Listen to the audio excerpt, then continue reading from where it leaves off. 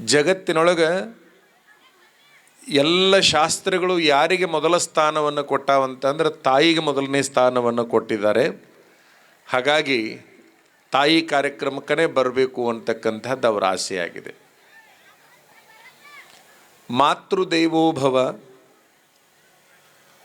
ಯಾರನ್ನ ತಾಯಿ ಅಂತೇಳಿ ತಿಳ್ಕೊಬೇಕಂದ್ರೆ ತಾಯಿಯನ್ನೇ ದೇವ್ರಂತ ಹೇಳಿ ತಿಳ್ಕೋಬೇಕು. ಪಿತೃದೇವೋಭವ ಎರಡನೇ ಸ್ಥಾನ ತಂದೆಗೆ. ಆಚಾರ್ಯ ದೇವೋಭವ ಮೂರನೇ ಸ್ಥಾನ ಗುರುಗಳಿಗೆ. ಅತಿಥಿ ದೇವೋಭವ ನಾಲ್ಕನೇ ಸ್ಥಾನ ಅತಿಥಿಗಳಿಗೆ. 4 ಸ್ಥಾನಗಳಲ್ಲಿ ಮೊದಲನೇ ಸ್ಥಾನ ತಾಯಿಗಿದೆ. ಆ ತಾಯಿಯ ಕಾರ್ಯಕ್ರಮ ಇದು ಆಗಿದೆ. ಯಾವುದಾದ್ರೂ ಒಬ್ಬ ಮನುಷ್ಯ ಅವ ನೆಮ್ಮದಿಯನ್ನು ಕಾಣಬೇಕಾಗಿತ್ತು ಅಂತಂದರೆ, ಜೀವನದಲ್ಲಿ ಯಶಸ್ಸನ್ನು ಕಾಣಬೇಕಾಗಿತ್ತು ಅಂತಂದರೆ, ಅವನಿಗೇನು 3 ಅವಸ್ಥೆಗಳದಾವ: ಬಾಲ್ಯ ಮತ್ತು ಯೌವನ, ಮುಪ್ಪು. ಬಾಲ್ಯಾವಸ್ಥೆ, ಯೌವನಾವಸ್ಥೆ, ಮುಪ್ಪಾವಸ್ಥೆಗಳಂತ ಏನು 3 ಅದಾವ. ಆ 3 ಅವಸ್ಥೆಗಳು ಬಹಳ ಮಹತ್ವದ ಅವಸ್ಥೆಗಳು. 3 ಅವಸ್ಥೆಗಳಲ್ಲಿ ಮೊದಲನೇದ್ದೇನೆ ಬಾಲ್ಯ. ಬಾಲ್ಯ ಗಂಡು ಹುಡುಗಂದಾಗಲಿ ಹೆಣ್ಣು ಹುಡುಗಿದಾಗಲಿ ಎಲ್ಲಿ ಇರಬೇಕು ಅಂತಂದ್ರೆ ಮಾತಾಳ ಹತ್ರನೇ ಇರಬೇಕು. ಬಾಲ್ಯ ಮಾತಾಳ ಹತ್ತಿರ ಕಳೆದ್ರೆ, ತಾರುಣ್ಯ ಮಹಾತ್ಮರ ಹತ್ತಿರ ಕಳೆದ್ರೆ, ಮುಪ್ಪು ಪರಮಾತ್ಮನ ಹತ್ತಿರ ಕಳೆದ್ರೆ, ಆ ವ್ಯಕ್ತಿ ಜಗತ್ತಿನೊಳಗೆ ಏನೆಲ್ಲ ಸಾಧಿಸಬಲ್ಲ ಅಂತಕ್ಕಂಥದ್ದು ಒಬ್ಬ ಚಿಂತಕರ ಅಭಿಪ್ರಾಯ ಆಗಿದೆ. ಮಾತಾ, ಮಹಾತ್ಮ, ಪರಮಾತ್ಮ ಅಂತ 3 ಭಾಗ ಬರ್ತಾವ. 18 ವಯಸ್ಸಿನ ತನಕ ಯಾವ ಮಗು ತಾಯಿಯ ಒಡನಾಟದಲ್ಲಿ ಬೆಳೀತದೆ ಅದು ಏನಾದರೂ ಕೂಡ ಜಗತ್ತಿನೊಳಗೆ ಸಾಧಿಸ್ತದೆ ಅಂತಕ್ಕಂಥದ್ದು ಬಹಳ ಬುದ್ಧಿವಂತರು ನಿರ್ಣಯ ತೆಗೆದುಕೊಂಡಿರ್ತಕ್ಕಂಥದ್ದು.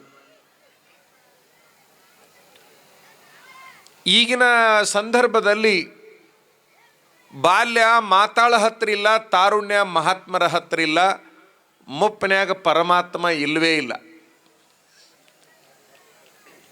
ಹಾಗಾಗಿ ಎಲ್ಲರ ಬದುಕು ಚಿಂತಾಜನಕ ಅನ್ನುವಷ್ಟರ ಮೆಟ್ಟಿಗೆ ಆಗಿದೆ. ಏನೆಲ್ಲ ಇದ್ರೂ ಕೂಡ ನೆಮ್ಮದಿ ಶೂನ್ಯ ಆಗಿರ್ತಕ್ಕಂಥದ್ದಕ್ಕೆ ಕಾರಣ ಈ 3 ಅವಸ್ಥೆಗಳಲ್ಲಿ ಆ 3ರ ಸಂಘದ ಕೊರತೆ ಆಗಿದೆ. ನೀವೆಲ್ಲ ಹೆಣ್ಮಕ್ಳು ಏನು ಮಾಡಿದ್ರಿ ಅಂತಂದ್ರೆ 3.5 ವಯಸ್ಸಿನ ಮಕ್ಕಳನ್ನು ಸೀದಾ ಒಯ್ದು ಕಾನ್ವೆಂಟಿಗೆ ಹಾಕಿಬಿಟ್ರಿ. ಅವು ಸೀದಾ ಕಾನ್ವೆಂಟಿನಿಂದ ಬೆಳ್ಕೊಂತ ಬೆಳ್ಕೊಂತ ಬೆಳ್ಕೊಂತ ಎಲ್ಲಿಗೆ ಹೋಗಿಬಿಟ್ಟು ಅಂತಂದ್ರೆ ದೊಡ್ಡದೊಂದು ಪದವಿ ಮಾಡೋ ತನಕ ಹೋಗಿಬಿಟ್ಟು, ಪದವಿ ಆದ ಕೂಡಲೇ ನೌಕರಿ ಬಂತು, ನೌಕರಿ ಆದ ಕೂಡಲೇ ಮದುವೆ ಆಯಿತು, ಮದುವೆ ಆದ ಮೇಲೆ ನಿಮ್ಮ ಸಂಪರ್ಕದಿಂದ ಅವು ದೂರ ಆಗಿಬಿಡ್ತಾವ. ಹಾಗಾಗಿ ಯಾವ ಪುರುಷನಿಗೂ ಇವತ್ತಿನ ಪರಿಸ್ಥಿತಿ ಒಳಗೆ ಹೆಂಗೆ ಬದುಕಬೇಕು ಅನ್ನುವಂತಹದ್ದು ಗೊತ್ತಾಗ್ತಾ ಇಲ್ಲ. ಇಲ್ಲಿ ತಾಯಿಯ ಬಗ್ಗೆ ನಾವು ಬಹಳ ಸೂಕ್ಷ್ಮವಾಗಿ ವಿಚಾರ ಮಾಡಬೇಕಾಗತ್ತೆ. ಪುರಾಣ ಹೇಳೋರು ಗುರುಗಳ ಬಗ್ಗೆ ಹೇಳಿದರು. ಗುರುವಿನ ಮಹತ್ವ ಎಂಥದ್ದು, ಆತನ ದರ್ಶನದಿಂದ ಆಗುವ ಲಾಭ ಎಂಥದ್ದು ಅಂಥೇಳಿ ಅವರು ಹೇಳಿದರು. ಆದರೆ ನಿಮ್ಮ ಗಮನದಾಗಿರಲಿ, ಗುರು ಬಹಳ ಶ್ರೇಷ್ಠನೋ ದೇವರು ಬಹಳ ಶ್ರೇಷ್ಠನೋ ಅಂತ ಪ್ರಶ್ನೆ ಕೇಳಿದ್ರೆ, ಒಬ್ರು ಯಾರಾದರೂ ಹೆಣ್ಮಕ್ಳು ಹೇಳ್ರಿ ನೋಡೋಣ, ಯಾರು ಬಹಳ ಶ್ರೇಷ್ಠ, ಗುರು ಶ್ರೇಷ್ಠನೋ ದೇವರು ಶ್ರೇಷ್ಠನೋ? ಒಬ್ರು ಯಾರು ಹೇಳ್ರಿ? ನಿಮ್ಮ ಬಗ್ಗೆನ ಮಾತಾಡಕ್ಕೆ ಬಂದೀವಿ. ಇಲ್ಲೊಬ್ರು ಹೇಳ್ತಾ ಇದ್ದಾರೆ, ಯಾರು? ಗುರು ಶ್ರೇಷ್ಠ ಅಂತ ಅವ್ರು ಹೇಳ್ತಾ ಇದ್ದಾರೆ. ಗುರು ಮತ್ತು ದೇವರು ಇವರಿಬ್ಬರಲ್ಲಿ ಯಾರು ಬಹಳ ಶ್ರೇಷ್ಠ ಅಂತ ಹೇಳಿದ್ರೆ ಅವ್ರು ಹೇಳಿದರು ಗುರು ಅಂತ. ಅವರಿಗೆ ಮಾರ್ಕಸ್ ಎಷ್ಟಂದ್ರೆ 100ಕ್ಕೆ 100. ಈಗ ನಾವು ನಿಮ್ಮನ್ನು ಕೇಳ್ತೀವಿ ಎದುರಿ ಕುಂತವ್ರನ್ನ, ತಂದೆ ಬಹಳ ಶ್ರೇಷ್ಠನೋ ತಾಯಿ ಬಹಳ ಶ್ರೇಷ್ಠನೋ? ಓಸರು ಹೇಳಕತ್ತೀರಿ ತಾಯಿ ಅಂತ, ಹೌದಲ್ಲ? ಯಾಕಮ್ಮ ಸಂಬಂಧ ಇಲ್ಲ ನಿಮಗೆ? ಯಾರು ತಂದೆ ಸಂಬಂಧ ಇಲ್ವಾ? ಎಲ್ಲರೂ ಸಾರಾಸಗಟಾಗಿ ತಾಯಿ ಅಂತ ಹೇಳಕತ್ತೀರಿ. ದೇವರು ಮತ್ತು ಗುರುಗಳಲ್ಲಿ ಯಾಕೆ ನೀವು ಗುರುವಿಗೆ ಮೊದಲನೇ ಸ್ಥಾನ ಕೊಟ್ರಿ ಅಂದ್ರೆ, ದೇವರಿಗೆ ನೀವು ಪಾಪ ಮಾಡಿದ್ರೆ ಬೇಡ, ಪಾಪದೊಳಗೆ ನೀವು ಬಳಲ್ತಾ ಇದ್ರೆ ನಿಮಗೆ ಬೇಡವ, ಅವ ಮುಟ್ಟೋದಿಲ್ಲ ನಿಮ್ಮನ್ನು. ಆದರೆ ನಿಮ್ಮ ಪಾಪವನ್ನು ಯಾರು ತೊಳಿತಾರಪ್ಪ ಅಂದ್ರೆ ಗುರುಗಳು ತೊಳಿತಾರ. ರಾಮಲಿಂಗ ಸ್ವಾಮಿಗಳು ನಿಮ್ಮ ಪಾಪ ತೊಳೆಯಕ್ಕೆ ಈ ಕಾರ್ಯಕ್ರಮವನ್ನು ಹಮ್ಮಿಕೊಂಡಾರ. ಈಗ ನಿಮ್ಮನ್ನು ಏನು ಮಾಡಕತ್ತಾರಪ್ಪ ಅಂದ್ರೆ ಒಂದು ಎರಡು ಒಂದು ಮಾಡ್ಕೊಂಡು ಹಿಂಗೆ ಒದ್ದಾಡು ಸಂಸಾರದಾಗಿಂದ ಹೊರಗೆ ತಗೊಂಡು ಬಂದು ನಿಮ್ಮನ್ನು ಭಾಳ ಚಂದ ಅಲಂಕಾರ ಮಾಡಕತ್ತಾರ. ಎಷ್ಟರ ಮೆಟ್ಟಿಗೆ ನಿಮ್ಮನ್ನು ತಯಾರು ಮಾಡ್ತಾರಪ್ಪ ಅಂತಂದ್ರೆ, ಆ ದೇವರು ನಿಮ್ಮನ್ನು ನೋಡಿದ ಕೂಡಲೇ ಬಾ ಬಾ ಬಾ ಬಾ ಅಂತೇಳಿ ನಿಮ್ಮನ್ನು ಕೈ ಹಿಡಿದು ಕರೆದಿರಬೇಕು. ಅಷ್ಟರ ಮೆಟ್ಟಿಗೆ ನಿಮ್ಮನ್ನು ಚಂದ ಮಾಡಕತ್ತಾರೆ ಇಷ್ಟು ಮಂದಿ ಸ್ವಾಮಿಗಳನ್ನ ಕರೆಸಿ. ಇವರು ತಾಯಿಗೆ ಸಮ, ಗುರುಗಳೆಲ್ಲ ತಾಯಿಗೆ ಸಮ. ಯಾರೋ ಒಬ್ಬರು ಈಗ ಹೇಳ್ತಾ ಇದ್ರು ಮಾತೃಸ್ವರೂಪಿಗಳು ಅಂತ ಹೇಳಿ. ಎಲ್ಲೂ ಕೂಡ ಈ ಜಗತ್ತಿನೊಳಗೆ ಒಬ್ಬ ಕರುಣಾಮಯಿಯನ್ನು ಹೊಗಳಬೇಕಾಗಿತ್ತಂತಂದರೆ ಪಿತೃಸ್ವರೂಪ ಅಂತ ಎಲ್ಲೂ ಹೇಳಲಿಲ್ಲ, ಮಾತೃಸ್ವರೂಪ ಅನ್ನುವಂತಹ ಮಾತನ್ನು ಬಳಸಿದ್ರು ಅಂತಕ್ಕಂಥದ್ದನ್ನು ನಾವೆಲ್ಲ ಅರ್ಥ ಮಾಡ್ಕೊಳ್ಬೇಕಾಗತ್ತೆ. ತಾಯಿ ಜಗತ್ತಿನೊಳಗೆ ಎಷ್ಟು ಶ್ರೇಷ್ಠ ಅಂದರೆ, ಮದುವೆಯಾದ 2-3 ಮಕ್ಕಳು ಹಡೆದ ಮೇಲೆ ಅಥವಾ 12 ಮಕ್ಕಳು ಹಡ್ದಾರಂತ ಇಟ್ಕೊಳ್ಳೋನು. ಈಗಿನವ್ರು ಯಾರಿಗೂ ಅದು ಸಾಧ್ಯ ಇಲ್ಲದ ಕೆಲಸ. ಹಿಂದಿನ ಕಾಲಕ್ಕೆ 27 ಮಕ್ಕಳನ್ನ ಹಡಿತಿದ್ರು. ಈಗೂ 27 ಮಕ್ಕಳನ್ನ ಹಡ್ದವ್ರು ಅದಾರ ಗೋಕಾಕ್ ತಾಲೂಕಿನ್ಯಾಗ. 27 ಮಕ್ಕಳನ್ನ ಹಡ್ದವ್ರು ಅದಾರ. ಮೊದಲನೇ ಮಗಳದು 3ನೇ ಡಿಲಿವರಿ ತಾಯಿ ಕೂಡ, ತಾಯಿದು ಒಂದು ಕಡೆಗೆ ಮಗಳದು ಒಂದು ಕಡೆಗೆ. ಗೋಕಾಕ್ ತಾಲೂಕು ಮಮದಾಪುರ ಅಂತ ಒಂದು ಊರು ಐತಿ. ಆ ಊರಿನೊಳಗೆ 27 ಮಕ್ಕಳನ್ನ ಹಡ್ದಾರ. 12 ಮಕ್ಕಳನ್ನು ಹಡ್ದಾಳ ಅಂತಂದರೆ 12 ಮಕ್ಕಳನ್ನು ಹಡೆದ ಮೇಲೆ ಆಕೆ ಇನ್ನೂ ಹೆಂಗಿರ್ತಾಳಪ್ಪ ಅಂತಂದ್ರೆ ತರುಣಿ ಇದ್ದಂಗೆ ಇರ್ತಾಳೆ. ಅಷ್ಟು ಆರೋಗ್ಯವನ್ನು ಕಾಪಾಡಿಕೊಂಡಿರ್ತಾಳೆ. ವಿಚಾರ ಮಾಡಬೇಕು, ತಂದೆ ಮತ್ತು ತಾಯಿಗಳು ಸೇರಿ 12 ಮಕ್ಕಳನ್ನು ಜೋಪಾನ ಮಾಡ್ತಾರೆ. ಆದರೆ ಆ 12 ಮಕ್ಕಳು ದೊಡ್ಡವಾದ ಮೇಲೆ ತಂದೆ ತಾಯಿ ಇಬ್ಬರನ್ನ ಜೋಪಾನ ಮಾಡದೇ ಇರುವಂಥ ಕೆಟ್ಟ ಪರಿಸ್ಥಿತಿ ಇವತ್ತಿನ ಸಮಾಜದಲ್ಲಿ ಇದೆ. 12 ಮಕ್ಕಳನ್ನು ಜೋಪಾನ ಮಾಡುವ ತಂದೆ ತಾಯಿ ಚಲೋನೋ, ಆ 12 ಮಕ್ಕಳು ಸೇರಿ ಕೇವಲ ತಂದೆ ತಾಯಿಯನ್ನು ಜೋಪಾನ ಮಾಡದೇ ಇರುವಂತಹ ಈ ಮಕ್ಕಳು ಚಲೋನೋ ನಾವು ವಿಚಾರ ಮಾಡಬೇಕಾಗೈತಿ. ಇನ್ನೂ ನಿಮಗೊಂದು ಸೂಕ್ಷ್ಮ ಹೇಳಬೇಕು ಅಂದರೆ, ಒಬ್ಬ ಹೆಣ್ಣು ಮಗಳು ಮಕ್ಕಳಾದ ಮೇಲೆ ಗಂಡನ ಕಳ್ಕೊಂಡ್ರೆ, ಅವ ಅಕಾಲಿಕ ಮರಣ ಹೊಂದಿದ್ರೆ ಅಥವಾ ಯಾವುದೋ ಮಾಡಬಾರ್ದು ಕೆಲಸ ಮಾಡಿ ಎಲ್ಲೋ ಓಡಿ ಹೋದರೆ ಅಥವಾ ಡಿವೋರ್ಸ್ ಮಾಡಿದರೆ, ಏನೇ ಮಾಡಿದ್ರೂ ಕೂಡ ಆ ಹೆಣ್ಮಗಳು ಮಾತ್ರ ಮಕ್ಕಳನ್ನು ಜೋಪಾನ ಮಾಡೇ ಮಾಡ್ತಾಳೆ. ಯಾರ್ದಾದ್ರೂ ಮನೆಯ ಮುಸುರಿಯನ್ನು ತೊಳೆದಾದ್ರೂ ಕೂಡ ಮಕ್ಕಳನ್ನು ಹೊಟ್ಟೆ ತುಂಬಿಸ್ತಕ್ಕಂಥ ಕೆಲಸವನ್ನು ತಾಯಿ ಮಾಡ್ತಾಳೆ. ಅದೇ ಕೆಲಸವನ್ನು ತಂದೆ ಮಾಡೋದಿಲ್ಲ. ಹಾಗಾಗಿ ಜಗತ್ತಿನೊಳಗೆ ಒಂದು ತಾಯಿಯ ಸ್ಥಾನವನ್ನು ಯಾರೂ ತುಂಬಲಿಕ್ಕೆ ಸಾಧ್ಯ ಇಲ್ಲ ಅಂತಕ್ಕಂಥ ಕಾರಣಕ್ಕಾಗಿ ರಾಮಲಿಂಗ ಸ್ವಾಮಿಗಳು ನಿಮಗೆ ಗೌರವವನ್ನು ಕೊಡಬೇಕನ್ನೋದಕ್ಕಾಗಿ ಈ ಕಾರ್ಯಕ್ರಮವನ್ನು ಇಟ್ಕೊಂಡಿದ್ದಾರೆ ಅಂತಕ್ಕಂಥದ್ದನ್ನು ನಾವು ಅರ್ಥ ಮಾಡಿಕೊಳ್ಬೇಕು. ಉಡಿ ತುಂಬುವ ಕಾರ್ಯಕ್ರಮ ಇದು. ಉಡಿ ತುಂಬುವ ಕಾರ್ಯಕ್ರಮ. ಜನಪದದಲ್ಲಿ ಒಂದು ಪದ್ಯ ಬರ್ತದೆ, ಹೆಣ್ಣಿನ ಜನುಮಕ ಅಣ್ಣ ತಮ್ಮರು ಬೇಕ, ಹೆಣ್ಣಿನ ಜನುಮಕ ಅಣ್ಣ ತಮ್ಮರು ಬೇಕ, ಹೊಣ್ಣ ಕಟ್ಟುವರು ಉಡಿಯೊಳಗ ಬೆನ್ನ ತಟ್ಟುವರು ಸಭೆಯೊಳಗ. ಈಗ ಇಲ್ಲಿ ಕುರ್ಚದ ಮೇಲೆ ಇಷ್ಟು ಮಂದಿ ಹೆಣ್ಮಕ್ಳನ್ನ ತಂದು ಕುಂದ್ರಿಸ್ಯಾರ ನೋಡ್ರಿ ಸ್ವಾಮಿಗಳು. ಸಭಾದೊಳಗೆ ಇವರು ಬೆನ್ನ ತಟ್ಟಾಕ ಕರ್ಕೊಂಬಂದು ಕುಂದ್ರಿಸ್ಯಾರ. ಇವ್ರ ಮನ್ಯಾಗ ಇವ್ರ ಮನೆಯೊಳಗೆ ಯಾರ್ಯಾರು ಇವರು ಬೆನ್ನ ತಟ್ಟ್ಯಾರೋ ಬಿಟ್ಟಾರೋ ಗೊತ್ತಿಲ್ಲ, ಆದ್ರೆ ಸ್ವಾಮಿಗಳು ಮಾತ್ರ ಇವ್ರನ್ನ ಬೆನ್ನ ತಟ್ಟಿ ಕುಂದ್ರಿ ನೀವು ಸಭಾದೊಳಗೆ ಅಂತೇಳಿ ಕುಂದ್ರಿಸ್ಯಾರ. ನಿಮಗೆ ಹೊನ್ನ ಕಟ್ಟಾಕತ್ಯಾರ, ಇವರಿಗೆ ಬೆನ್ನ ತಟ್ಟಾಕತ್ಯಾರ. ಇದಕ್ಕಿಂತ ದೊಡ್ಡ ಕೆಲಸ ಏನು ಬೇಕು ಸ್ವಾಮಿಗಳು? ನಿಮ್ಮ ಉಡಿ ಒಳಗೆ ಇವತ್ತಿನ ದಿವಸ ಏನು ಇಡಾಕತ್ಯಾರಪ್ಪ ಅಂತಂದ್ರೆ, ನಿಮ್ಮ ಬದುಕಿಗೆ ಏನು ಬೇಕಾಗೈತಲ್ಲ ಅದನ್ನು ಇವತ್ತಿನ ದಿವಸ ಉಡಿ ಒಳಗೆ ಇಡಾಕತ್ಯಾರ. ಇವ್ರಿಗೊಂದು ಸ್ವಲ್ಪ ನೀವು ಮುಂದುವರೀರಿ ಅಂತೇಳಿ ಬೆನ್ನು ತಟ್ಟಾಕತ್ಯಾರ. ಇವತ್ತಿಟ್ಟಿರುವಂತಹ ಉಡಿ ಒಳಗಿನ ವಸ್ತುಗಳೇನದಾವಲ್ಲ ಆ ವಸ್ತುಗಳನ್ನು ಎಲ್ಲಿಯವರೆಗೆ ನೀವು ಕಾಪಾಡಿಕೊಂಡಿರ್ತೀರಿ ಅಲ್ಲಿಯವರೆಗೆ ನಿಮ್ಮ ಮನೆತನಕ್ಕೆ ಅನ್ನ ಕೊರತೆ ಆಗೋದಿಲ್ಲ, ನೆಮ್ಮದಿ ಕೊರತೆ ಆಗೋದಿಲ್ಲ ಅಂತಕ್ಕಂಥದ್ದನ್ನು ನೀವೆಲ್ಲರೂ ಅರ್ಥ ಮಾಡಿಕೊಳ್ಬೇಕು. ಆ ಕಟ್ಟಿದ ವಸ್ತುಗಳ ಬೆಲೆ ಎಷ್ಟು ಅನ್ನೋದು ಮುಖ್ಯ ಅಲ್ಲ, ಆ ವಸ್ತುಗಳನ್ನು ಇಟ್ಟಿರ್ತಕ್ಕಂಥವ್ರು ಯಾರು ಅನ್ನುವಂಥದ್ದು ಬಹಳ ಮುಖ್ಯ. ಗದಗ ಹತ್ರ ಒಂದು ಹೊಸಳ್ಳಿ ಅಂತ ಐತಿ. ಆ ಹೊಸಳ್ಳಿ ಒಳಗೊಬ್ಬರು ಬೂದಿ ಸ್ವಾಮಿಗಳಂತಾಗಿ ಹೋದ್ರು. 775 ವರ್ಷ ಬದುಕಿದ್ರು ಅವರು. ಒಬ್ಬರೇ 775 ವರ್ಷ ಬದುಕಿದ್ರು. ಒಬ್ಬರ ಮನೆಗೆ ಭಿಕ್ಷಕ್ಕೆ ಹೋಗ್ತಾರ. ಆ ಮನೆಯೊಳಗೆ ಏನೂ ಇರಲಿಲ್ಲ, ಒಂದೇ ಒಂದು ರೊಟ್ಟಿ ಇತ್ತು.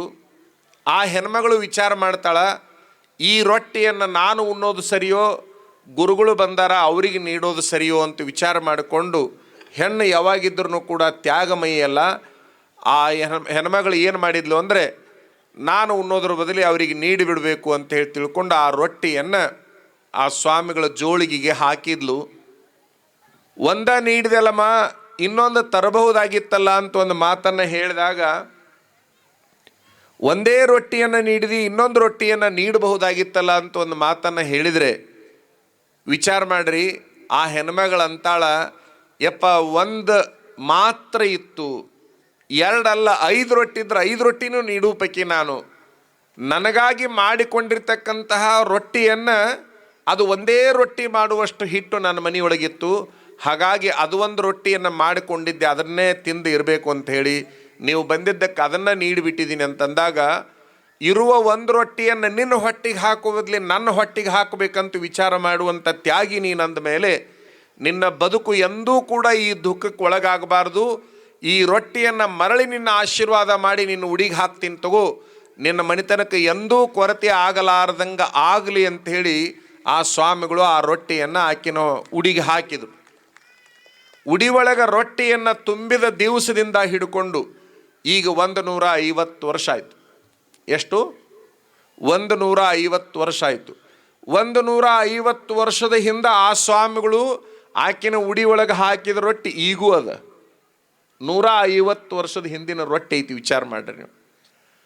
ಹೊಸಳ್ಳಿ ಒಳಗೆ ಅಂಗಡಿಯವರ ಮನೆತನ ಅಂತೈತಿ. ಆ ಮನೆತನದಲ್ಲಿ ಆ ರೊಟ್ಟಿಯನ್ನು ಎದುರಾಗಿಟ್ಟಾರಪ್ಪ ಅಂತಂದ್ರೆ ಅವರು ಬೆಳ್ಳಿಯ ಬಾಕ್ಸ್ ಮಾಡಿ ಅದರೊಳಗಿಟ್ಟಾರ. ಬಹಳ ದೊಡ್ಡ ಶ್ರೀಮಂತರಾಗ್ಯಾರ ಅವರು ಗುರುಗಳ ಆಶೀರ್ವಾದದಿಂದ. ಎಂದ ರೊಟ್ಟಿಯನ್ನು ಉಡಿಗೆ ಹಾಕಿದ್ರೋ ಅಂದೇ ಅವರ ಬಡತನ ದೂರ ಆಯಿತು ಅಂತಕ್ಕಂಥದ್ದು. ಹೊಸಳ್ಳಿ ಬೂದಿ ಸ್ವಾಮಿಗಳು ಹಾಕಿದ ಒಂದು ರೊಟ್ಟಿಯನ್ನು ಆ ಜನ ಇವತ್ತಿಗೂ ಕಾದಿಟ್ಟಂಗೆ, ರಾಮಲಿಂಗ ಸ್ವಾಮಿಗಳು ನಿಮ್ಮ ಉಡಿ ಒಳಗೆ ಹಾಕಿರ್ತಕ್ಕಂಥದ್ದನ್ನು ನೀವು ಕೊನೆಯ ತನಕನೂ ಕಾದಿಡ್ರಿ, ಅದು ನಿಮ್ಮ ಮನೆಯನ್ನು ಕಾಯ್ತೈತಿ ಅಂತಕ್ಕಂಥದ್ದನ್ನು ನೀವೆಲ್ಲರೂ ಭಾವನಾತ್ಮಕವಾಗಿ ಇಟ್ಕೋಬೇಕು. ನಮ್ಮ ದೇಶದೊಳಗೆ ಒಂದೊಂದು ಗುರುಗಳು ವಸ್ತುಗಳು ಏನದಾವಲ್ಲ ಅವನ್ನ ಕಾದಿಟ್ಟಿರ್ತಕ್ಕಂತಹ ಉದಾಹರಣೆಗಳದಾವ. ನಿಮಗೆ ಗೊತ್ತಿರಲಿ, ಮಹಾಲಿಂಗಪುರ ಅಂತೇಳಿ ಐತಿ, ಮುಧೋಳ ಮಹಾಲಿಂಗಪುರ. ಅಲ್ಲಿ ಒಬ್ಬ ಹೆಣ್ಮಗಳು ಗುರುಗಳನ್ನು ಬೇಡಿಕೊಂಡ್ಲು, ಈ ಊರು ಬಿಟ್ಟು ಹೋಗಬೇಡ್ರಿ ಅಂತೇಳಿ. ನಾನು ಇಲ್ಲಿರ್ಲಿಕ್ಕೆ ಆಗೋದಿಲ್ಲ ಅಂತೇಳಿ ಸ್ವಾಮಿಗಳು ಹೇಳಿದಾಗ, ಏನಾದರೂ ಕೊಟ್ಟು ಹೋಗ್ರಿ ಅಂತಂದಾಗ ತಲೆ ಒಳಗಿನ 5 ಕೂದಲ ತೆಗೆದು ಆಕಿನ ಉಡಿಗೆ ಕೊಟ್ಟರೆ ಆ 5 ಕೂದಲಗಳನ್ನು ಆಕೆ ಕಾಪಾಡಿದ್ಲು. ಇವತ್ತು ಆ 5 ಕೂದಲು ಇಷ್ಟೆತ್ತರ ಸಿಂಬಿ ಆಗ್ಯದ. ಅದೇ ಸಿಂಬಿ ಇವತ್ತಿನ ದಿವಸ ಆ ಮಠದಲ್ಲಿ ಮೂಲ ಕರ್ತೃವಿನ ಸ್ಥಾನದಲ್ಲಿ ಕೂತ್ಕೊಂಡೈತಿ. ಮಹಾಲಿಂಗಪುರ ಮಠ ಬೆಳೀತಾ ಇರೋದು ಆ ಸಿಂಬಿಯಿಂದ. ಗುರುಗಳು ಕೊಟ್ಟ 5 ಕೂದಲವನ್ನು ಆ ಹೆಣ್ಮಗಳು ಕಾಪಾಡಿದ್ಲು. ಬುದ್ಧನ ಹಲ್ಲು ಬಿದ್ದಿದ್ದು 2000 ವರ್ಷದ ಹಿಂದೆ ಬುದ್ಧನ ಹಲ್ಲುಗಳು ಬಿದ್ದಿದ್ದು. ಆ ಬುದ್ಧ ತನ್ನ ಬಿದ್ದ ಹಲ್ಲುಗಳನ್ನು ಹಿಂಗೆ ತೆಗೆದಿಟ್ಟಿದ್ದ. ಆಶ್ಚರ್ಯ ಅಂತಂದ್ರೆ ಬುದ್ಧನ ಅನುಯಾಯಿಗಳು, ಸೇವಕರು, ಶಿಷ್ಯರು, ಅವರಿಗೆ ಬಿಕ್ಕುಗಳು ಅಂತಾರ, ಅವ್ರೇನು ಮಾಡಿದ್ರಂದ್ರೆ ಅದನ್ನು ಕಾದಿಟ್ರು. ಇವತ್ತಿನ ದಿವಸ ಚೀನಾದೊಳಗೆ ಆ ಬುದ್ಧನ ಹಲ್ಲುಗಳಿಗಾಗಿನೇ ಬಂಗಾರದ ಒಂದು ದೇವಸ್ಥಾನವನ್ನು ಕಟ್ಟಿದರು. ಬಂಗಾರದಿಂದ ದೇವಸ್ಥಾನ ಕಟ್ಟಾರ. ದೇವಸ್ಥಾನನೇ ಬಂಗಾರದ್ದು. ವಿಚಾರ ಮಾಡ್ರಿ, ಬುದ್ಧನ ಹಲ್ಲುಗಳು ಬಂಗಾರದ ದೇವಸ್ಥಾನದಲ್ಲಿ ಚೀನಾದೊಳಗದಾವ. ಅಂದ್ರೆ ಈ ದೇಶದ ಇತಿಹಾಸದಲ್ಲಿ ಅಥವಾ ವಿದೇಶಗಳಲ್ಲಿನೂ ಕೂಡ ಮಹಾತ್ಮರು ಮುಟ್ಟಿಕೊಟ್ಟಿರ್ತಕ್ಕಂಥ ವಸ್ತು ಅದು ವಸ್ತುವಾಗಿರುವುದಿಲ್ಲ, ನಿಮ್ಮನ್ನು ಕಾಣುವ ಶಕ್ತಿಯಾಗಿರ್ತದೆ. ಅದಕ್ಕಾಗಿ ಉಡಿ ತುಂಬುವ ಕೆಲಸವನ್ನು ಅವರು ಇಟ್ಕೊಂಡಿದ್ದಾರೆ. ಬಹಳ ಖುಷಿ ಅಂತಂದ್ರೆ ಎಷ್ಟು ಚಲೋ ಹೆಣ್ಮಕ್ಳನ್ನು ಕುಂದ್ರಿಸ್ಯಾರ ನೋಡ್ರಿ ಅವರು. ಒಂದು ಗಂಡಸಿಗೆ ಅವಕಾಶ ಇಲ್ಲ, ಒಂದು ಗಂಡಸಿಗೆ ಅವಕಾಶ ಇಲ್ಲ. ಇವತ್ತಿನ ತನಕ ಯಾವುದೇ ಗುರುಗಳು ಉಡಿ ತುಂಬು ಕಾರ್ಯಕ್ರಮನ ಒಬ್ಬ ಗಂಡಸರಿಗೂ ಮಾಡಿಲ್ಲ. ಈ ಮಕ್ಕಳು ಅದನ್ನು ಎಲ್ಲಿ ಒಗೆದು ಹೊಕ್ಕಾರು ಗೊತ್ತಿಲ್ಲ ಅಂತೇಳಿ ತಿಳ್ಕೊಂಡು, ಎಲ್ಲಿ ಭಾವನೆಗಳದಾವ ಅಲ್ಲಿ ಮಾತ್ರ ಅದನ್ನು ತುಂಬಬೇಕಂತೇಳಿ ತಿಳ್ಕೊಂಡು ಬಹುಶಃ ಹೆಣ್ಣು ಮಕ್ಕಳು ಉಡಿಗಿನೇ ಅದನ್ನು ತುಂಬುವಂತಹ ಕೆಲಸವನ್ನು ಅವರು ಮಾಡಿದ್ದಾರೆ. ನಿಜವಾಗಲೂ ಕೂಡ ಭಾವನೆಗಳಿರುವುದು ಹೆಣ್ಣು ಮಕ್ಕಳಲ್ಲಿ, ಆ ಕೆಲಸವನ್ನು ಅವರು ಮಾಡಿದ್ದಾರೆ. ಇದು ಕೇವಲ ಉಡಿಯೊಳಗಿಡುವ ವಸ್ತು ನನ್ನನ್ನು ಕಾಪಾಡಲಿಕ್ಕಲ್ಲ, ನನ್ನ ಮನೆತನವನ್ನು ಕಾಪಾಡಲಿಕ್ಕೆ ಅನ್ನುವಂಥ ಭಾವನೆ ನಿಮಗೆಲ್ಲರಿಗೂ ಬರಲಿ ಎನ್ನುವಂತಹ ಮಾತನ್ನು ಈ ಸಂದರ್ಭದಲ್ಲಿ ಹೇಳಿಕೊಂಡು, ರಾಮಲಿಂಗ ಸ್ವಾಮಿಗಳ ಬಗ್ಗೆ ಮೊನ್ನೆ 15 ಜನ, ಅಂದಾಜು 15 ಜನ ಸ್ವಾಮಿಗಳು ಬಂದಿದ್ದರು ನಮ್ಮ ಹತ್ರ. ಇಷ್ಟು ಜನ ಸ್ವಾಮಿಗಳು ಯಾಕೆ ಬಂದಿದ್ದೀರಿ ನೀವು ಅಂತ ಗಾಬರಿ ಆದೀವಿ ನಾವು. ಇಷ್ಟು ಜನ ಸ್ವಾಮಿಗಳು ಯಾಕೆ ಬಂದಿರಿ ಅಂದಾಗ ಅವ್ರು ಹೇಳಿದರು, ಇವ್ರದ್ದೊಂದು ದೊಡ್ಡ ಕಾರ್ಯಕ್ರಮ ಐತ್ರಿ, ಅದಕ್ಕೆ ಆಮಂತ್ರಣ ಕೊಡಕ್ಕೆ ಬಂದೀವಿ ಅಂತ. ವಿಚಾರ ಮಾಡಿರಿ, ಕರ್ನಾಟಕದ ಇತಿಹಾಸದಲ್ಲಿ ಯಾವ ಜಗದ್ಗುರು ಪೀಠದ ಕಾರ್ಯಕ್ರಮಕ್ಕೂ ಕೂಡ 15 ಜನ ಸ್ವಾಮಿಗಳು ಹೋಗಿ ಆಮಂತ್ರಣ ಕೊಟ್ಟಿರ್ತಕ್ಕಂಥ ಉದಾಹರಣೆ ಇಲ್ಲ. ನಿಮ್ಮ ಸ್ವಾಮಿಗಳು ಪ್ರಭಾವ ಎಷ್ಟಿರಬೇಕು ಅನ್ನುವಂಥದ್ದನ್ನು ವಿಚಾರ ಮಾಡಿರಿ. ನಿಮ್ಮ ಸ್ವಾಮಿಗಳ ಮೇಲೆ ಅವರಿಗೆ ಎಷ್ಟು ಕರುಣೆ ಇರಬೇಕು, ಪ್ರೇಮ ಇರಬೇಕು ಉಳಿದ ಸ್ವಾಮಿಗಳಿಗೆ ಅನ್ನುವಂಥದ್ದನ್ನು ವಿಚಾರ ಮಾಡಬೇಕು. ಒಬ್ಬೊಬ್ಬರು ಸ್ವಾಮಿಗಳು ಎಷ್ಟು ದೊಡ್ಡ ದೊಡ್ಡವರು ಬಂದಿದ್ರಂದ್ರೆ ಅವ್ರು ಎಲ್ಲೂ ಹೊರಗೆ ಹೋಗಲಾರ್ದು ಸ್ವಾಮಿಗಳು. ಅಂಥವರೆಲ್ಲ ಸೇರಿಕೊಂಡು ಕೋಡೇಕಲ್ ಸ್ವಾಮಿಗಳ ಮುಖಂಡತ್ವದಲ್ಲಿ ಈ ಕಾರ್ಯಕ್ರಮವನ್ನು ಹಮ್ಮಿಕೋಬೇಕು ಅನ್ನುವಂತಹ ಒಂದು ನಿರ್ಣಯವನ್ನು ಮಾಡಿದರು. ನಮಗೆ ಬಹಳ ಆಶ್ಚರ್ಯ ಆಗಿದ್ದು ಅಂತಂದ್ರೆ ಇವರು ರಾಮಲಿಂಗಯ್ಯ ಸ್ವಾಮಿಗಳು ಗೃಹಸ್ಥಾಶ್ರಮವನ್ನು ಸ್ವೀಕರಿಸಿರ್ತಕ್ಕಂಥವ್ರು. ಗೃಹಸ್ಥಾಶ್ರಮವನ್ನು ಸ್ವೀಕರಿಸಿದ ಇವರ ಕಾರ್ಯಕ್ರಮಕ್ಕೆ ಸನ್ಯಾಸಾಶ್ರಮ ಸ್ವೀಕರಿಸಿದ ಈ ಎಲ್ಲ ಸ್ವಾಮಿಗಳು ಬೆನ್ನಿಗೆ ನಿಂತಿರ್ತಕ್ಕಂಥದ್ದನ್ನು ನೋಡಿದರೆ, ರಾಮಲಿಂಗ ಸ್ವಾಮಿಗಳು ನಿಮ್ಮ ಭವಿಷ್ಯ ಬರೆದ್ರೆ ಈ ರಾಮಲಿಂಗ ಸ್ವಾಮಿಗಳ ಭವಿಷ್ಯವನ್ನು ಈ ನಾಡಿನ ಎಲ್ಲ ಸ್ವಾಮಿಗಳು ಬರೆಯಾಕ ಗಟ್ಟಿಯಾಗಿ ನಿಂತಾರಲ್ಲ, ಇದು ಬಹಳ ವಿಶೇಷವಾಗಿರ್ತಕ್ಕಂಥದ್ದು. ನಮ್ಮ ಸ್ವಾಮಿಗಳು ಅಷ್ಟು ಸರಳ ಯಾರನ್ನೂ ಪ್ರೀತಿ ಮಾಡಂಗಿಲ್ಲ ಪ್ರಭುಗೌಡ್ರ. ನಮ್ಮ ಸ್ವಾಮಿಗಳು ಅಷ್ಟು ಸರಳ ಒಬ್ಬರನ್ನೊಬ್ಬರು ಪ್ರೀತಿ ಮಾಡೋದಿಲ್ಲ. ಸ್ವಾನಃ ಸ್ವಾನಂ ದೃಷ್ಟ್ವಾ ಗುರು ಗುರಾಯತೆ, ಸ್ವಾಮಿ ಸ್ವಾಮಿಂ ದೃಷ್ಟ್ವಾ ಗುರು ಗುರಾಯತೆ ಅಂಥೇಳಿ. ಒಂದು ನಾಯಿ ಇನ್ನೊಂದು ನಾಯಿಯನ್ನು ನೋಡಿದ್ರೆ ಹೆಂಗೆ ಗುರು ಅಂತಿರ್ತೈತಿ, ಹಂಗೆ ಒಬ್ಬ ಸ್ವಾಮಿಗಳನ್ನು ಇನ್ನೊಬ್ಬರು ಸ್ವಾಮಿಗಳು ನೋಡಿದ್ರೆ ಹೆಚ್ಚು ಗುರು ಅನ್ನೋದನ್ನು ನಾವು ನೋಡಿದ್ವಿ. ಆದರೆ ಆ ಶಬ್ದಕ್ಕೆ, ಆ ಶಾಸ್ತ್ರಕ್ಕೆ ವಿರುದ್ಧವಾಗಿ ಎಲ್ಲ ಸ್ವಾಮಿಗಳು ಇವರು ಬೆನ್ನಿಗೆ ನಿಂತಿದ್ದು ನೋಡಿದರೆ ಬಹುಶಃ ರಾಮಲಿಂಗ ಸ್ವಾಮಿಗಳು ಭಾಗ್ಯವಂತರದಾರ ಅಂತಕ್ಕಂಥದ್ದಕ್ಕೆ ಆ ಎಲ್ಲ ಸ್ವಾಮಿಗಳು ಬೆನ್ನಿಗೆ ನಿಂತು ಆ ಕಾರ್ಯಕ್ರಮ ಮಾಡ್ತಾ ಇರೋದು ಸಾಕ್ಷಿಯಾಗಿದೆ. ಅವರು ಬಹಳ ಸಂಘಟನಾ ಚತುರರು ಅಂತಕ್ಕಂಥ ಮಾತನ್ನು ಕೂಡ ನಮಗೆ ಪರಿಚಯ ಮಾಡೋ ಮುಂದೆ ಹೇಳಿದರು. ಬಹುಶಃ ಅವರು ಒಂದು ಮೀಟಿಂಗ್ ಕರೆದ್ರೆ ಸಾಕು 10,000 ಜನ ಅವ್ರ ಹತ್ರ ಬಂದು ಕುಂದಿರ್ತೈತಿ ಅನ್ನುವಂಥ ಮಾತನ್ನು ಹೇಳಿದರು. ಆ 10,000 ಜನ ಒಂದು ಮೀಟಿಂಗ್ ಕರೆದ್ರೆ ಬರುವಂಗಾಗೈತಲ್ಲ, ನಾವೇನು ಹಾರೈಸ್ತೀವಿ ಅಂತಂದ್ರೆ ಆ 10ಕ್ಕೆ ಇನ್ನೊಂದು ಪೂಜೆ ಇಟ್ಟು 1,00,000 ಜನ ಅವರು ಕರೆದ್ರೆ ಬರುವಂಗೆ ಆಗಲಿ ಅಂಥೇಳಿ ತುಂಬ ಹೃದಯದಿಂದ ಈ ಮಾತೃನಮನ ಕಾರ್ಯಕ್ರಮದಲ್ಲಿ ಹಾರೈಸಲಿಕ್ಕೆ ನಾವು ಬಯಸ್ತೀವಿ ಅಂತಕ್ಕಂಥದ್ದು. ಯಾರ ಮನಸ್ಸು ಚಲೋ ಅದ ಅವ್ರು ಏನು ಅನ್ಕೊತಾರ ಅದೆಲ್ಲ ಆಗತ್ತೆ. ಯಾರ ಮನಸ್ಸು ಚಲೋ ಅದ ಅವ್ರು ಏನು ಅನ್ಕೊತಾರ ಅದೆಲ್ಲ ಆಗತ್ತೆ. ರಾಮಲಿಂಗ ಸ್ವಾಮಿಗಳವ್ರ ಮನಸ್ಸು ಚಲೋ ಇರೋದ್ರಿಂದ ಅವ್ರು ಅನ್ಕೊಂಡಿದ್ದೆಲ್ಲ ಆಗತ್ತೆ, ಅವ್ರು ಹೇಳಿದ್ದೆಲ್ಲ ಆಗತ್ತೆ ಅಂತಕ್ಕಂಥದ್ರೊಳಗೆ ಎರಡು ಮಾತಿಲ್ಲ ಅಂತಕ್ಕಂಥದ್ದು. ಅವ್ರಿಗೆಷ್ಟು ಕಿಂಕರ ಸ್ವಭಾವ ಇದೆ ಅಂತಂದ್ರೆ ಎಲ್ಲರಿಗೂ ಚಲೋ ಚಲೋ ಕುರ್ಚಿ ಹಾಕಿ ಕುಂದಿರಿಸಿ ತಾವು ಮಾತ್ರ ಕುರ್ಚದ ಮೇಲೆ ಕುಂತಿಲ್ಲ ನೋಡ್ರಿ. ಕಿಂಕರತ್ವ ಇದೆ. ಬಹಳ ಗಮನಿಸ್ಬೇಕು ನೀವೆಲ್ಲ.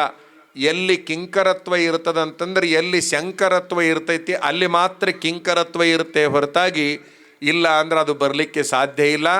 ಅವ್ರ ಹತ್ರ ಶಂಕರತ್ವ ಅಂತಕ್ಕಂಥದ್ದು ಇರೋದ್ರಿಂದನೇ ಆ ಕಿಂಕರತ್ವಕ್ಕೆ ಅವಕಾಶ ಆಗಿದೆ ಅನ್ನುವಂಥ ಮಾತನ್ನು ಈ ಸಂದರ್ಭದಲ್ಲಿ ಹೇಳಿ, ಈ ಕಿಂಕರತನ ಶಂಕರತನವನ್ನು ತಂದು ಈ ನಾಡನ್ನು ಉದ್ಧಾರ ಮಾಡುವಂಗೆ ಆಗಲಿ ಅಂತೇಳಿ ಹಾರೈಸಿ, ಅತೀ ವೇಗದಿಂದ ನಾವು ಈ ಕಾರ್ಯಕ್ರಮಕ್ಕೆ ಬಂದಿದ್ದೀವಿ. ಮುಂದೆ ಇನ್ನೂ ಕೂಡ ನಾವು ಮುಧೋಳಕ್ಕೆ ಹೋಗಬೇಕಾಗಿರೋದ್ರಿಂದ ಇನ್ನೊಂದು ಸಾರಿ ಯಾವಾಗಾದರೂ ಬಂದು ಸುದೀರ್ಘವಾದ ಉಪದೇಶವನ್ನು ನಿಮಗೆ ಮಾಡ್ತೀವಿ. ಇಲ್ಲಿರೋ ಬಾಗೇವಾಡಿ ಸ್ವಾಮಿಗಳು ಎಲ್ಲರೂ ಮಸ್ತ್ ಮಾತಾಡೋರದಾರ. ಅವರು ಸುಂದರ ಉದಾಹರಣೆಗಳನ್ನು ಕೊಟ್ಟು ಮಾತಾಡ್ತಾರೆ. ನಿಮ್ಮ ಮನೆಯಲ್ಲಿ ಹೋಗೋದಿಲ್ಲ, ಮಣ್ಣನವ್ರು ಎಲ್ಲಿ ಹೋಗೋದಿಲ್ಲ, ಅವರೆಲ್ಲರೂ ಅಲ್ಲೇ ಇರ್ತಾರೆ. ನೀವು ಇಲ್ಲೇ ಇದ್ದುಕೊಂಡು ಚಂದ ತಲೆ ತುಂಬಿಕೋರಿ, ಅದು ಮುಗಿದ ಮೇಲೆ ಹೊಟ್ಟೆ ತುಂಬಿಕೋರಿ. ಈಗ ಅದಕ್ಕಿಂತ ಮೊದಲು ಉಡಿ ತುಂಬಿಕೊಳ್ಳಾಕ ತಯಾರಾಗಿದ್ದೀರಿ. ಉಡಿ ತುಂಬಿಕೊಳ್ಳೋಕೆ ಅವಕಾಶ ಐತಿ, ತಲೆ ತುಂಬಿಕೊಳ್ಳೋಕೆ ಅವಕಾಶ ಐತಿ, ಹೊಟ್ಟೆ ತುಂಬಿಕೊಳ್ಳೋಕೆ ಅವಕಾಶ ಐತಿ. ಇನ್ನೇನು ಬೇಕು? ಯಾರ ದೌಡ್ ಬಾ ಅಂತ ಫೋನ್ ಮಾಡಿದ್ರೆ ಸುಮ್ಕೊಂಡ್ರೋ ಜೊಕಮಾರ 12 ಮೇಲೆ ಬರ್ತೀನಿ ಅಂತ ಹೇಳ್ರಿ ಇವತ್ತಿನ ಮೆಟ್ಟಿಗೆ ಮಾತ್ರ ಹಂಗೆ ಹೇಳ್ರಿ ನೀವು. ಮುಂದೆ ಮತ್ತೆ ಹಂಗೆ ಹೇಳಕ್ಕೆ ಹೋಗ್ಬೇಡ್ರಿ, ಸಮಯಕ್ಕೆ ಸರಿಯಾಗಿ ಅಲ್ಲಿರ್ರಿ. ನಾ ಗುರುವಿನ ಸನ್ನಿಧಾನದೊಳಗದೀನಿ, ಇವತ್ತು ನಾ ಅವಸರ ಮಾಡಿ ಬರೋದಿಲ್ಲ. ಈ ಕಾರ್ಯಕ್ರಮ ಎಲ್ಲಿಯವರೆಗೆ ಸಾಗುತ್ತೋ ಅಲ್ಲಿಯವರೆಗೆ ಚಂದ ನಾ ಕುತ್ಕೊಂಡು ಇದನ್ನು ಕಾರ್ಯಕ್ರಮ ಮುಗಿಸ್ಕೊಂಡು ಬರ್ತೀನಿ ಅಂತ ಹೇಳಿ, ನಾಳೆ ನಾಡ್ದು ಇನ್ನೂ ಎಷ್ಟು ಕಾರ್ಯಕ್ರಮಗಳು ಬರ್ತಾವೆ ಅವೆಲ್ಲ ನಿಮ್ಮ ಸಲುವಾಗಿ ಹಮ್ಮಿಕೊಂಡ ಕಾರ್ಯಕ್ರಮನೇ ಹೊರತಾಗಿ ಅವ್ರ ಸಲುವಾಗಿ ಮಾಡಿದ್ದಲ್ಲ. ನಿಮ್ಮನ್ನು ಗೌರವಿಸ್ಬೇಕನ್ನುವಂಥ ಕಾರ್ಯಕ್ರಮವನ್ನು ಅವ್ರು ಇಟ್ಕೊಂಡಾರಂದ ಮೇಲೆ ಅವರಿಗೆ ಗೌರವ ಬರುವಂಗೆ ನೀವು ನಡ್ಕೋರಿ ಎನ್ನುವಂತಹ ಮಾತನ್ನು ಈ ಸಂದರ್ಭದಲ್ಲಿ ಹೇಳಿ, ಎಲ್ಲಿ ಕೋಡೇಕಲ್ ಸ್ವಾಮಿಗಳು ಕಾರ್ಯಕ್ರಮದ ಮುಖಂಡತ್ವ ವಹಿಸ್ಕೊಂತಾರೆ, ಒಬ್ಬರೇ ಇಲ್ಲಿ ವಹಿಸ್ಕೊಂಡವ್ರು ಭಾಳ ಮಂದಿ ವಹಿಸ್ಕೊಂಡಿರಿ. ಆದರೂ ಸುಮ್ಮನೆ ಒಂದು ಹೆಸರು, ಎಲ್ಲ ಸ್ವಾಮಿಗಳ ಹೆಸರು ನಮಗೆ ಗೊತ್ತಿಲ್ಲ. ಕೋಡೇಕಲ್ ಸ್ವಾಮಿಗಳು ಮುಂದಾಳತ್ವ ವಹಿಸ್ಕೊಂಡಾರ. ಎಲ್ಲಿ ಕೋಡೇಕಲ್ ಸ್ವಾಮಿಗಳು ಕಾರ್ಯಕ್ರಮದ ಮುಂದಾಳತ್ವ ವಹಿಸ್ಕೊಂತಾರೆ ಆ ಕಾರ್ಯಕ್ರಮಕ್ಕೆ 2 ಕೋಡ್ ಬಿಡ್ತಾವೆ, 2 ಮಾತೇ ಇಲ್ಲ. ಅವ್ರದ್ದು ಸಂಘಟನಾ ಚಾತುರ್ಯ ಭಾಳ ಅದ್ಭುತವಾಗಿರ್ತಕ್ಕಂಥದ್ದು. ಸಭೆಯನ್ನು ಹೆಂಗೆ ಶಿಸ್ತಾಗಿ ಮಾಡಬೇಕು, ಯಾರನ್ನ ಎಲ್ಲಿ ಕುಂದಿರಿಸ್ಬೇಕು, ಹೆಂಗೆ ಕುಂದಿರಿಸ್ಬೇಕು, ಎಷ್ಟೊತ್ತಿಗೆ ಪ್ರಾರಂಭ ಮಾಡಬೇಕು, ಎಲ್ಲವೂ ಕೂಡ ಅವ್ರ ಹತ್ರ ಅದ್ಭುತವಾದ ತಿಳುವಳಿಕೆ ಇರೋದರಿಂದ ಈ ಕಾರ್ಯಕ್ರಮ ಸುಂದರವಾಗಿ ಸಾಗಿದೆ. ಅವರ ತಾಯಿ ಇಲ್ಲಿದ್ದಾಳೆ, ಸ್ವಾಮೀಜಿಯವರ ತಾಯಿ. ಆ ತಾಯಿಗೆ ಆಯುಷ್ಯ ಆರೋಗ್ಯ ವೃದ್ಧಿ ಆಗಲಿ ಎನ್ನುವಂಥ ಹಾರೈಕೆಯನ್ನು ಹಾರೈಸ್ತೀವಿ. ಬಹುಶಃ ಈ ಕುರ್ಚದ ಮೇಲೆ ಕುಂತ ಎಲ್ಲ ಹೆಣ್ಮಕ್ಳು ಏನಿದ್ದೀರಿ, ಒಬ್ಬೊಬ್ಬರು ಒಂದೊಂದು ವಿಶೇಷ ಸ್ಥಾನದೊಳಗದಿರಿ. ನಾವೇನು ನಿಮ್ಮ ಸಲುವಾಗಿ ಹಾರೈಸ್ತೀವಿ ಅಂದ್ರೆ, ನೀವು ವಿಧಾನಸೌಧಕ್ಕೆ ಪಾರ್ಲಿಮೆಂಟಿಗೆ ಹೋಗಿ ಕುಂದ್ರುವಂಗೆ ಆಗಲಿ, ಈ ಕುರ್ಚದಿಂದ ಆ ಕುರ್ಚೆಗೆ ಹೋಗಿ ಕುಂದ್ರುವಂಗೆ ನಿಮಗೂ ಆಗಲಿ ಅಂತೇಳಿ ಹಾರೈಸ್ತೀವಿ. ಈ ಕಡೆ ಬಲಕ್ಕೇನು ಕುಂತಾರ ಅಣ್ಣಗಳು, ಇವ್ರಿಗೂ ಕೂಡ ಒಳ್ಳೆ ಅವಕಾಶಗಳು ಸಿಗಲಿ. ಪ್ರಭುಗೌಡರು ಈ ಕಾರ್ಯಕ್ರಮದ ನೇತೃತ್ವವನ್ನು ವಹಿಸಿಕೊಂಡಿದ್ದಾರೆ. ಅವರು ಸಾಮಾಜಿಕ ಕಳಕಳಿಯನ್ನು ಉಳ್ಳವರಾಗಿದ್ದಾರೆ ಎನ್ನುವಂತಹದ್ದನ್ನು ಕೇಳಿಕೊಂಡು ನಮಗೆ ಬಹಳ ಖುಷಿ ಅನಿಸಿದೆ. ಪ್ರಭುಗೌಡರ ಮುಖಂಡತ್ವದಲ್ಲಿ ಕೇವಲ ಮಠಗಳ ಸಮಸ್ಯೆ ಅಲ್ಲ, ಜನಗಳ ಸಮಸ್ಯೆ ಅಲ್ಲ, ಈ ನಾಡಿನ ಸಮಸ್ಯೆ ದೂರ ಆಗಲಿ ಅಂಥೇಳಿ ಪ್ರಭುಗೌಡರನ್ನು ಕೂಡ ಹಾರೈಸಿ ಎಲ್ಲರಿಗೂ ಶುಭವನ್ನು ಕೋರಿ ನಾವು ಮುಂದಿನ ಕಾರ್ಯಕ್ರಮಕ್ಕೂ ಹೋಗಬೇಕಾಗಿದೆ. ಒಟ್ಟಾರೆ ಮಾತೃ ನಮನ ಈ ದೇಶದ ಅದ್ಭುತ ಆದರ್ಶಗಳಲ್ಲಿ ಒಂದು ಅಂತಕ್ಕಂಥದ್ದನ್ನು ಹೇಳ್ತಾ, ಮೊದಲನೇ ಸ್ಥಾನ ತಾಯಿಗಿದೆ, ನಿಮಗೆಲ್ಲರಿಗೂ ಮೊದಲನೇ ಸ್ಥಾನವನ್ನು ಕೊಟ್ಟಿದ್ದಾರೆ. ನೀವು ಅವರಿಗೆ ಯೋಗ್ಯ ಸ್ಥಾನವನ್ನು ಕೊಟ್ಟು ಕಾಪಾಡಿಕೊಂಡು ಹೋಗ್ರಿ ಅಂತೇಳಿ ಹಾರೈಸಿ ನಮ್ಮ ಮಾತನ್ನು ಮುಗಿಸ್ತೇವೆ.